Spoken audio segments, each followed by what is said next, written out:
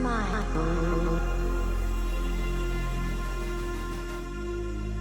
I alive yet? I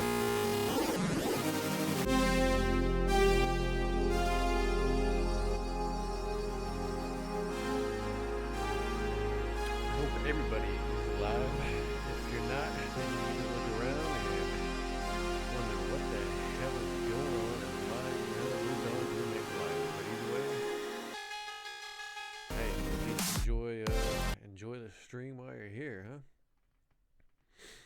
Hello, good evening, good morning, afternoon, lunchtime, dinner time, breakfast time, sexy time, whatever it is for you. Hope your day, your night, your whatever is going or has gone well. Back at it again. Today we're going to talk a little bit about that new Jurassic World Rebirth trailer that dropped and the expectations of what people, I guess you could say, think and or hate. Because that seems to be what everybody does with trailers now with certain IPs, is they just hate on them.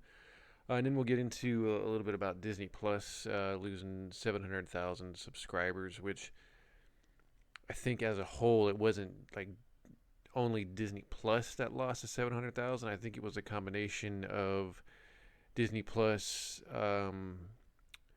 ESPN, and Hulu is like the combined. But we'll get into that a little bit. But for those of you that don't know, they have another Jurassic Park movie coming out. Or excuse me, Jurassic World, I should say. For me, honestly, I'm old enough. I was 12 years old. I went to the original one in '93. You know, that changed everything. That movie completely just blew everything away. I then went and saw the second one, which just it was not good. And we'll get into that a little bit later. Saw the third one in theaters, and that one was not good. I mean, that was just an underly thought popcorn movie. And then I think it was in 2015 when the Chris Pratt Jurassic World came out. I went and saw that one. I thought that was a pretty decent one. But the other two that came out after, I did not see. The second one, I think I've seen bits and pieces of, but not complete of it. And the third one, bits and pieces as well. They just didn't really do anything for me. But so they're spitting out another one. I mean, this franchise has become basically just another Transformers or Fast and Furious, where you're just going to get all sorts of different characters playing with dinosaurs. But if you haven't seen the trailer, here we go. Let's get into it. Dr. Henry Loomis, this is Zora Bennett, our mission specialist. Sorry, what mission? This would be a medical breakthrough that could save countless lives. It comes from the largest dinosaurs on the planet. Oh my God. Fortunately for us, all these species exist in one isolated place. Can you be ready tomorrow? So, again, I'll pause a little bit because we don't want to get DMAC'd or in trouble for this stuff, because heaven forbid that these studios get free publicity on content channels and then go after them for showing this stuff. But Scarlett Johansson is the lead. I think she actually kind of petitioned for herself to be in this movie, which is not, I mean, that's nothing new or nothing bad. But she is like the main character who guides a individual to the island because they need to get samples to help humans with different illnesses and or diseases, and the way to do it is to get it from dinosaurs from an island. To your safety, I mean, more or less. More or less? He's your guy? And of course there's Mahershala Ali. Ah, damn it, I clicked too low. Egg? Let me go back to that. My bad, guys. I screwed up. Look up towards Barbados. We're the best. Mahershala Ali is in this. They made another Jurassic Park movie before they got the chance to make Blade. I don't know what that says, but here he is. He's a good actor. I mean, I think he has an Oscar, so why not just get paid big money to do popcorn movies? No problem with that. We're the best at moving things and people in and out of places they shouldn't be. Look up towards Barbados. Avoid government patrol, but there aren't that many anymore. Why's that? No one's dumb enough to go where we're going. This island was the research facility for the original Jurassic Park. We need DNA. Okay, so from if you didn't hear, or if you need to hear it right, the island that they are now on, and I don't, it seems to be that there is a new island discovered every 10 years that the original island had or used for research purposes and or zoological studies, that for whatever reason was never talked about, was never discovered, or the satellites just never knew they were there. Because that was, for people that don't know, the original Jurassic Park was set up to make you believe that that was the lone island with where the dinosaurs were created and then used as an amusement entertainment source. And then when the second book came out, you found out that no, that was just the zoo where they would bring the animals from another island that was not known. That other island was the research facility and the facility to create the monster, or not the monsters, but the dinosaurs. And I think that one was also in the third one that was supposed to be the closed down island. Now, I don't know if this is that exact same island from the second and third one. They haven't really given any insight, which of course, I mean, we're just in the first trailer, so we don't know, and you might find out in the movie. But it's just, I would hope that it is, but at the same time, then it's like, well, why weren't all these other dinosaurs in that second and third one? If it's not, then you're sitting there going, well, how many damn islands are there out there that nobody knows about? And especially now, since all the dinosaurs are in the world. three biggest dinosaurs. Do we have to get a sample from an egg? I suppose we could try and get it from the parent, but they're a flying carnivore the size of an F-16. Maybe we should make it quick.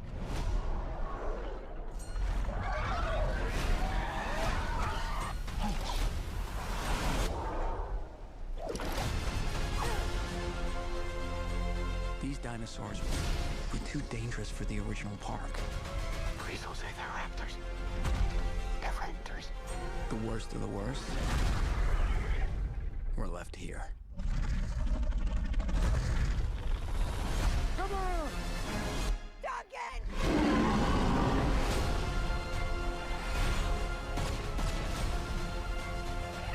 We put ourselves in a place we don't belong. Survival is a long shot. What the hell are those? They're helping the mosasaur defend territory, stalk, hunt. None of what you Okay, just said so is this good. is another part of the trailer that again, like I'm guessing they're on the island that was from the second, well, or the third one at least, because you have the return of the Spinosaurus, which they've actually put them in the element they're supposed to be in, because I don't know if too many people remember, but in that third one, the Spinosaurus was seen to be like the large aggressor that would even take the T-Rex out, was a land-dominated dinosaur that would chase and eat meat. And then it was, discovered that with most of these movies, that the Spinosaurus was probably actually more of a water-faring creature, like an alligator, and ate fish more over anything. So here you have them kind of setting them in their natural habitat. Now, why are they swimming with other dinosaurs? I mean, maybe that goes into their research as far as their communication skills. I don't know, but that's something that I guess we'll find out later. What the hell That'd be are my those? guess, is that they somehow They're found a way helping the to mosasaur defend territory, stalk. engineer these animals to where they hunt. could communicate with None each of other. what you just said is good.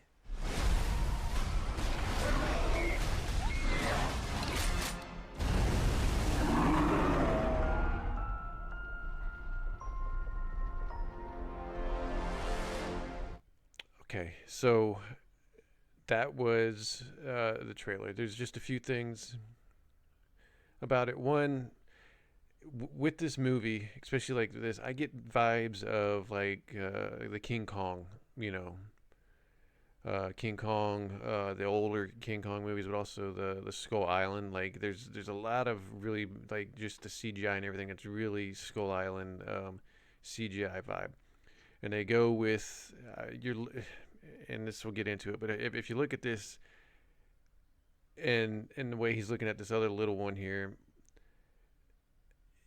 a lot of people are probably going, that reminds me of something. And it should remind you of, I think it's either an Alien or Aliens, where they have these creatures, the face huggers, in different pods because they're studying them or trying to reproduce them. And this is the vibe this gives off. It's like an aliens type deal. You then have more of what looks like a King Kong movie, to even the point that, I mean, I get that I get that more practical stuff is not being used anymore, and green screen is the easiest thing to go with. It's a money saver, but I mean, this just, if you guys remember the Jack Black King Kong, this is what this reminds me of in the background. It just looks, it doesn't look real, and I'm not like crapping on the movie. I'm just crapping. Maybe it's something they'll fix before they get the movie out, but it doesn't. These sets just don't really look real well. Now you can tell that this was actually a set. This was actually in a studio somewhere, which the problem is with the high quality of cameras these days. It's like if this was back in the 90s when they were still using film, it wouldn't look as studio as it does now with the 4Ks and the crazy sharp images you can get. So it's interesting when they still use studios and sound stages to film, because I mean that's just old time Hollywood. But with the newer cameras, it's like you might as well just find a location somewhere or build something that will register better than what some of the stuff looks like. But I mean, it almost looks like a TV set from Land of the Lost. I mean, to be honest. But so yeah, they're trying to collect samples from dinosaurs to help with diseases and find cures.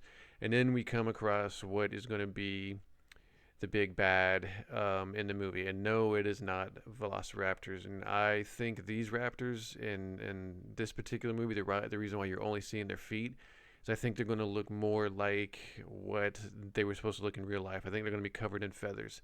That was one of the big things with that first movie. The first couple movies was they actually weren't as big as what they were, and they weren't lizards. They had feathers. They were probably a little bit larger than turkeys. They weren't supposed to be as big, but Spielberg, a lot of the times he just doesn't care about that stuff. He's more about being, entertained and being an entertainer.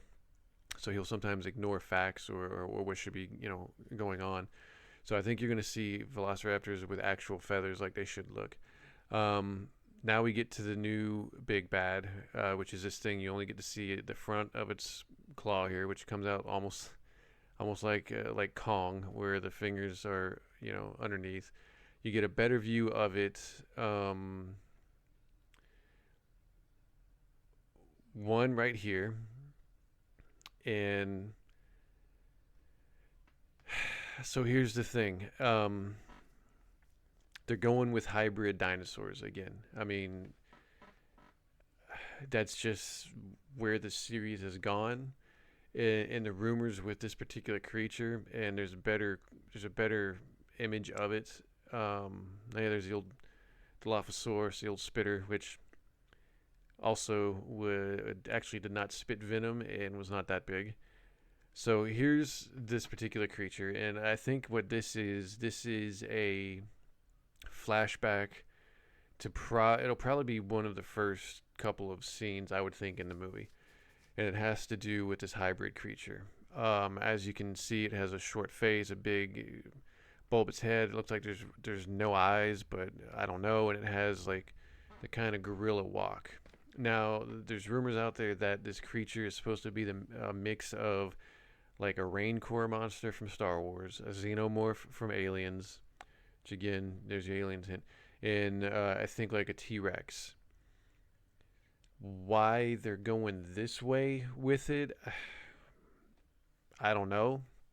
It'll probably be one of those things where they were trying to mix different creatures together, again, to find if they could cure certain diseases or advance human, biology further. Who knows? But this is going to be, I mean, it almost looks like a devil creature from the video game Doom. Honest to God, it looks like that creature. But this will be the main instigator, the main creature that will be chasing them on this island. A xenomorph Rancor Tyrannosaurus mix. And then, of course, you have this scene. This was taken from the actual book. The very first book that was where the T-Rex was chasing people in the water and they swam away. That was not put in the first movie. There's a lot of that was in that book that was not put in the movie. Spielberg just kind of chopped it up and made it, an hour and a half movie, which is fine. But that scene was not added. And then there's actually a scene in the second one, like the beginning of the second one, The Lost World, that from '97, that scene, or that was actually from the first book as well, where the family lands on an island and the girl wanders off and the little dinosaurs attack her and she ends up being fine. That was actually in the book as well, for the first movie, but Spielberg didn't add that to it. I think he thought it would be too scary for kids, so they saved it for the second one. Then, like I said, once again, you have your 3 Spinosauruses. There's just there's the Mesiosaur, I think is what it's called, the big swimming creature that was in the more recent ones. And then there's a fourth one that, I mean, looks like a giant alligator and has legs. That's, I think, the Mesiosaur back here. And it looks like they're working together. And again, I think that's going to have something to do with this one here with legs. I'm not exactly sure what this dinosaur is. I think it's going to have to do something with the way they were engineered. They were engineered that they could communicate with each other, because I don't think you would have these animals swimming together and being defensive of an area together without attacking each other. But and the other thing is if this is open water, why didn't they leave? Unless we find out there's something like they were, they had something inserted in them that if they go past a certain point, like it blows up and kills them. I mean, that could be it, or shocks them. But they're going to have to explain, if there's nothing like that, why those dinosaurs just didn't swim or even fly away. I don't have anything negative to say about this movie. I mean, it's a popcorn movie. It is what it is. I've seen a few people react. Actually, I mean, not a few, but a lot. But they've reacted and reviewed this trailer and have just, I mean, you just got people that just knock things these days. I mean, you can't judge much, like I've said many times before, on a trailer. You can determine if you're still not sure about it, like, I don't know. I mean, it doesn't look like it might be something great, but I'm not into one to trash. Like, I've seen people trash that Scarlett Johansson, like a woman is a lead, and then you have the frail white guy, and then you have the black dude that's the masculine, second leader, and they're like just stupid things like that. I mean, I don't get that involved in movies to worry about, especially something like this. This isn't a movie that's going to go for Oscars. Let's be honest here. This isn't a movie that's going to make you rethink how you deal with people or deal with things every day in life. This is a popcorn movie. This is a movie about going to an island with giant dinosaurs chasing you around. Let's not overthink what this movie is. Now, is it drastically different from what the original was? Yeah. And to me, the minute The Lost World, again, the second movie of the original 3 that came out in '97, I don't remember in that book if they took the dinosaurs from that island and brought them to the mainland. I cannot remember. I don't think they did. But Steven Spielberg made a decision in that movie to bring the T-Rex, to bring the dinosaurs to the mainland. Remember, they brought them from the island, I think it was to San Diego. And then it became King Kong, where, the dinosaurs got out, they started running around the city. They had to catch them, take them back to the island. To me, even when I was 16 years old watching that, I thought that was a mistake, because the point of these movies and the thrill of these movies is, one, that you brought a species back that's been dead for millions of years, but two, you also, them being on an island and not being on the mainland left a bit of mystery to it. There's that not everybody can get to it, not everybody can see it. People aren't gonna believe that there are actual dinosaurs out there. There's that whole yeah, right, dude, an island full of dinosaurs, whatever, get out of here. And so the minute that they brought the T-Rex in the second movie to the mainland, and it became like, the world found out about them, that killed. I think that's when that pretty much killed this series. Which, granted, in Spielberg's head, Spielberg's not a big sequels guy. He didn't like doing sequels. So to him, he wasn't thinking that this franchise was then going to get rebooted 2 times, and that it would still be going 30 years after the first one came out. But that element was gone, and they tried to bring it back, and went into 2015, which was basically a reboot of the original Jurassic Park. And like I said, I enjoyed that one because, again, it was, even though it wasn't like the first one, they accepted, okay, yeah, the world knows there's dinosaurs here. I don't even think they brought up the fact of the T-Rex running through San Diego. They might have, and I just forgot about it. I don't know. But there was that element that they're stuck on the island, they can't get out. How are they going to escape? Perfect. And then you had those next two where the dinosaurs are let loose in the world. And that from that point on, again, I don't know what you can do from that, because there's no element of danger. It just becomes dinosaurs eating people. And it's one of those things where it's like, are we seriously like thinking that if we brought dinosaurs back and let them loose, that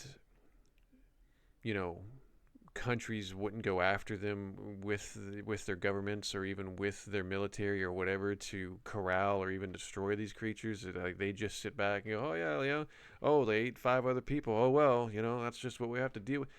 So Jurassic Park should always be on an island. It's just like Aliens, where they are always stuck somewhere that they have to escape. Jurassic Park should always be that way. It should always be an island that either people aren't aware of, that people don't know about, or shouldn't go to, and people have gone there for whatever reason. You can make up any stupid reason. Grandma parachuted from a plane, and the wind carried her to the island, and now we got to go save Grandma. I don't care.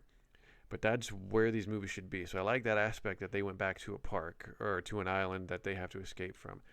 Where it kind of loses me is the hybrid stuff. I don't know why you need to hybrid up when you have hundreds of dinosaurs that you could choose from and make a big bad in this movie, or just make the island itself, where they just traverse against every kind of different dinosaur and have to survive to get to a specific area, something like that. So I think as more of these trailers come out, and and more leaks, of course, you have leaks on everything, and it starts explaining what that one creature was, you're probably going to have people be turned off by it. And that's something that the studio will just have to think, because now, again, you're opening the world to Jurassic Park, to where it's not about dinosaurs anymore. It's about just, well, what kind of lab creatures we can, like Doom the movie, what kind of lab creatures can we make and just send them out in the world? I mean, it's just getting a little wild there. The Indominus Rex, I understood and thought that was pretty cool the way that one was done. But like this thing that it's not even a dinosaur, let's be honest. I mean, it's basically a monster. And we'll see. I think this movie will do well because, again, it's a popcorn movie. People want to see a popcorn movie, but I think it'll be one of those things where it has, just that one weekend and then it'll fade away, which, I mean, that just seems to be what studios and, I mean, not theaters, but most of these studios just go for now, and then they send it to streaming services or try to make their money on, the Blu-rays and now the 4Ks. But I don't know.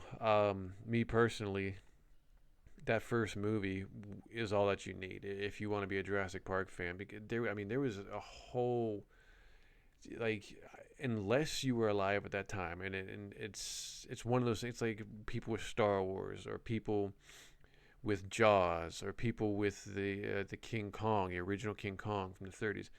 Unless you were alive at that time, you don't really understand or can get a respect for how that felt going to the theater. I mean, there had been dinosaur movies before Jurassic Park 1993 came out, but they were either puppet dinosaurs, claymation dinosaurs, horrible CGI, or matted, like where they would screen mat and the person would react like this, and it just didn't look. It was fake. I mean, or it was just giant rubber creatures that mechanical, that acted super slow. You'd have the person freaking out and the thing would, and it just it wasn't really there. And then you had Jurassic Park about 93, and it just blew everybody's minds away.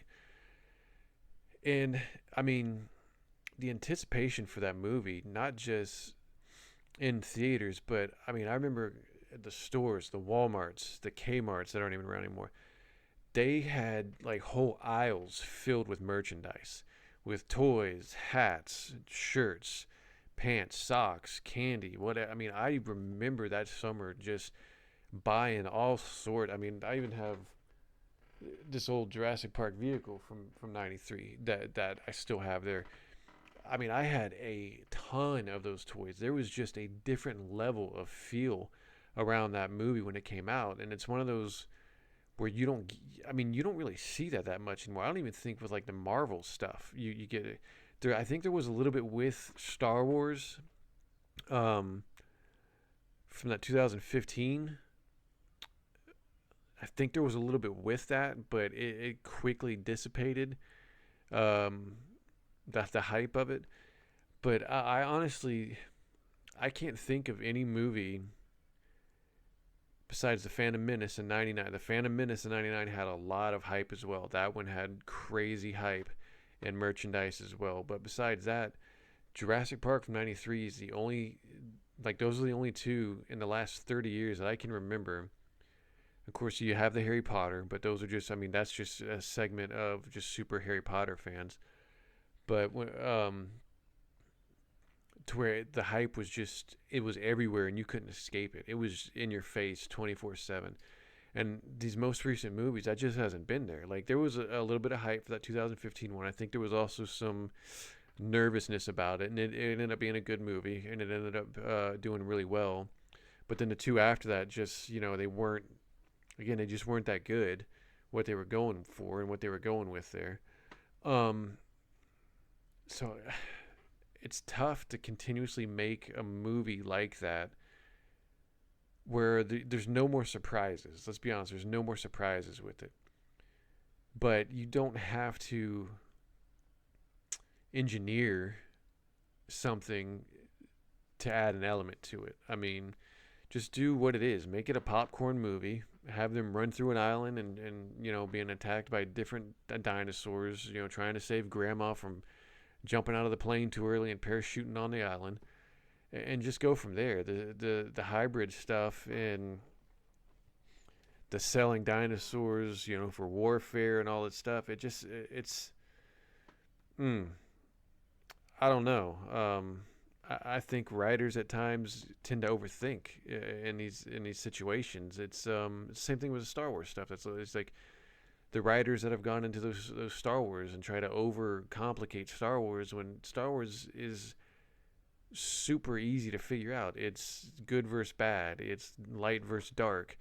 You need to have the bad guy on the dark side and the good guy on the light side, and a battle over, humanity or whatever it is, and just have laser shots, lightsaber battles, force being used, and that's all you need. You don't need all these different politics in it, or you don't need some random guy that shows up halfway through a movie and lets you know that he sells guns to both sides of the war, and it's just that none of that stuff is needed. We some writers are just overthinking things instead of just, I know it sounds dumb, but just keeping it stupid.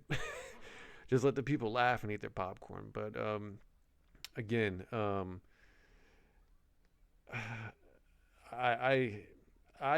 not gonna crap on it like some people did. Like, you had some people, like I said, some people that reacted to this stuff just completely went hell at the trailer, how stupid it was, this or that. I don't think it's stupid.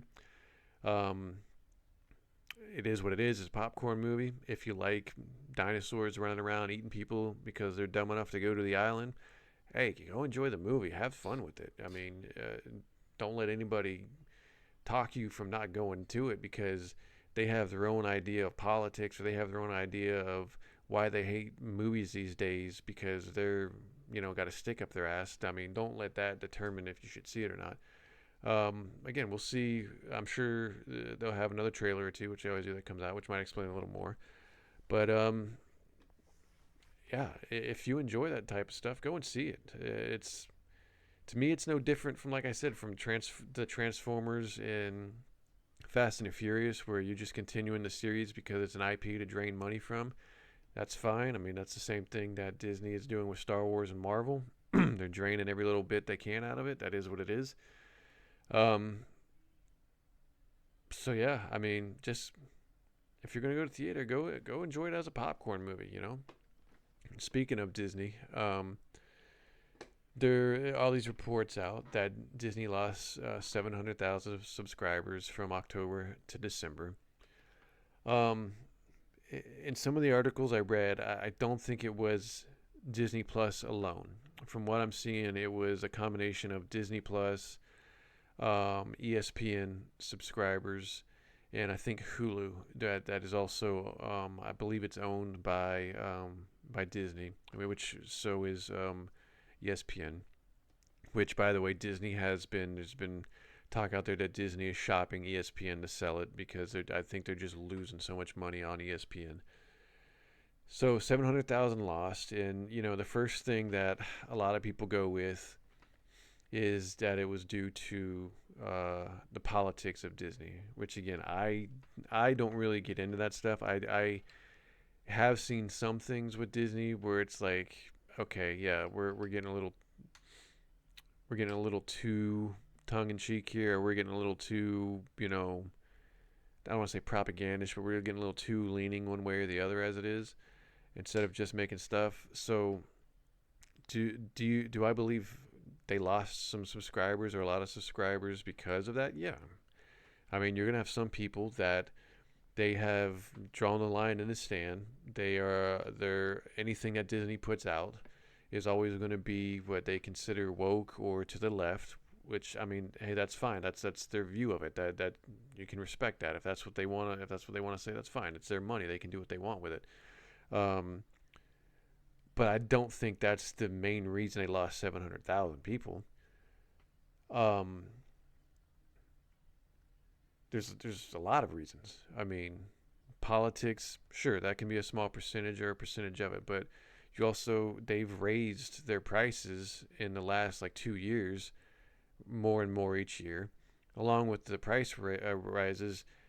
I mean, Disney Plus really isn't putting any sort of content out there. I had originally got it probably back in 2020, so about 5 years ago. I still have it because I just like going through the catalog. I like going through the old Disney movies, the old Disney cartoons from the 80s and 90s, and stuff I like Home Improvement, Dinosaurs TV show that was on. I watched the heck out of that.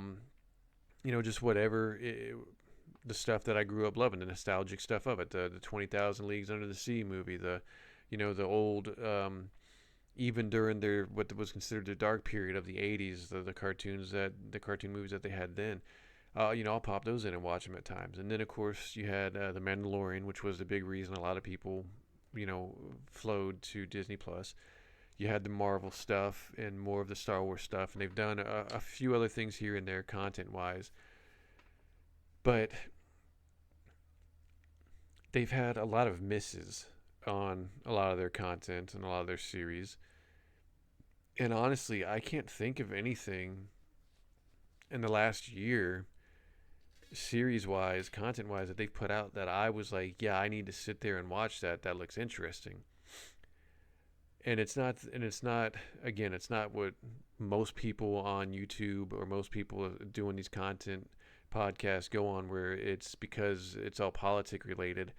I didn't get into to where I looked at it and went, oh my God, oh, look at it, they're going so woke. There were things that it just didn't appeal to me. It just didn't look like something that I'd want to watch, like the Acolyte, which was a target for so much at the time. I didn't watch any of it. I didn't care to, and it wasn't anything to do with the way it was getting destroyed by, content creators online or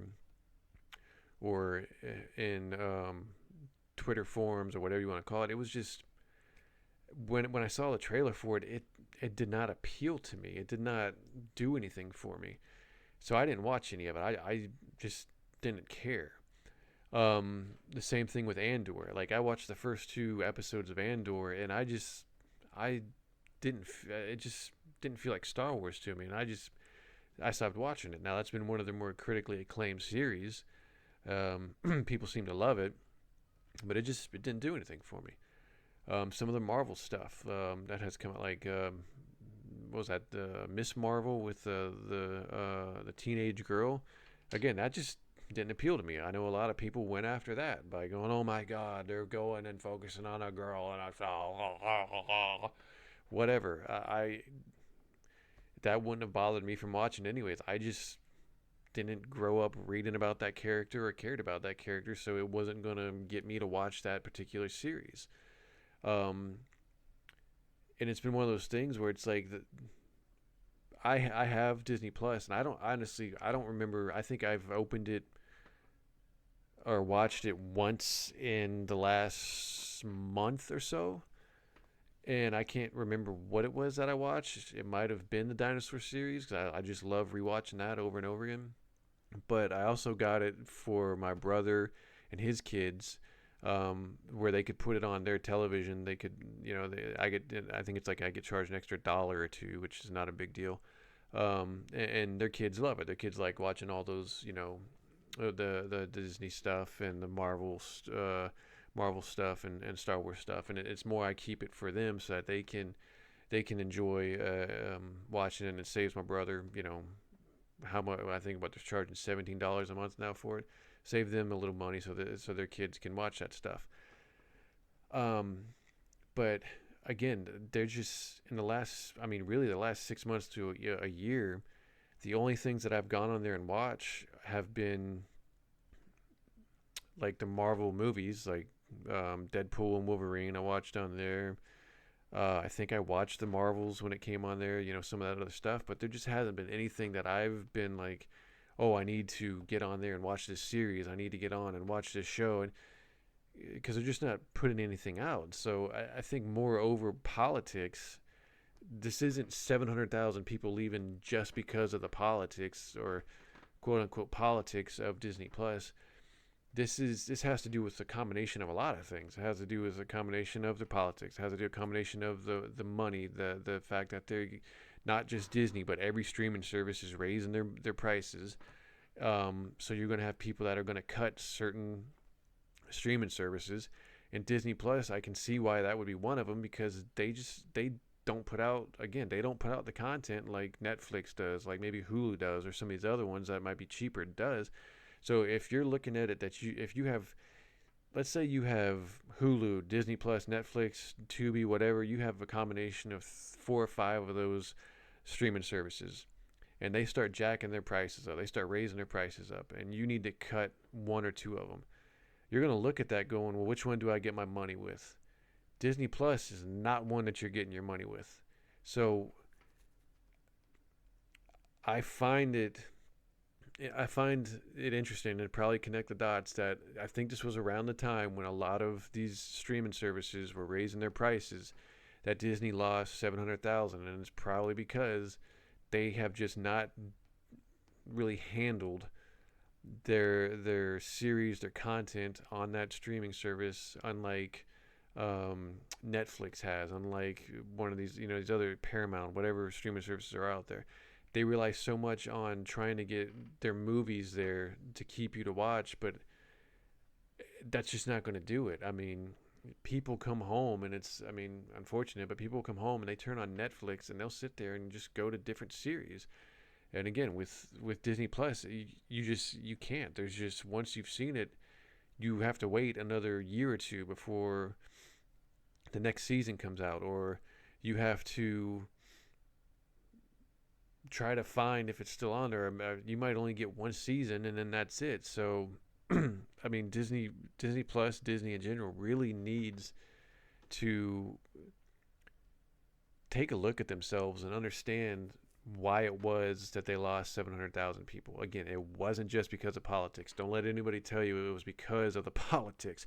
You're going to have a lot of the Star Wars fans and a lot of the Marvel people that are telling you the reason why they lost all those people was because of the politics and the left leaning, woke stuff. It's not that. That's probably a small percentage of why of that 700,000. There's more to it than just that. So unless there's a document that comes out and says, oh yeah, look at this, of the 700,000 people that didn't subscribe, that cut their subscriptions, we interviewed all 700,000 of them, and 500,000 said it was due to politics. Unless there's an article that comes out like that, which I guarantee you it won't, there's more to it than just politics. And I think it has to do more with the hike, and just the money hike, the monthly money hike, and the lack of content from them. I mean, they got to get better if they want to stay in this game. And this isn't the first time they've had that problem. When Disney first came out as a streaming service, that was the problem. They just relied on their library, thinking people would show up and just watch their library. And after a while, they realized that people weren't going to just stick around for the library, and they had to do things with their own content. And so the Disney needs to figure out how they're going to handle that and what they're going to do. That'll do it for today. I don't really have anything else to rant or to talk about right there. I'm sure, like everything, we'll figure something out to talk about tomorrow, or the day after that, whenever I get back on here. But until that time, hey man, everybody take care of themselves. Go find you a good piece of earth and dig it, baby. All right? Later.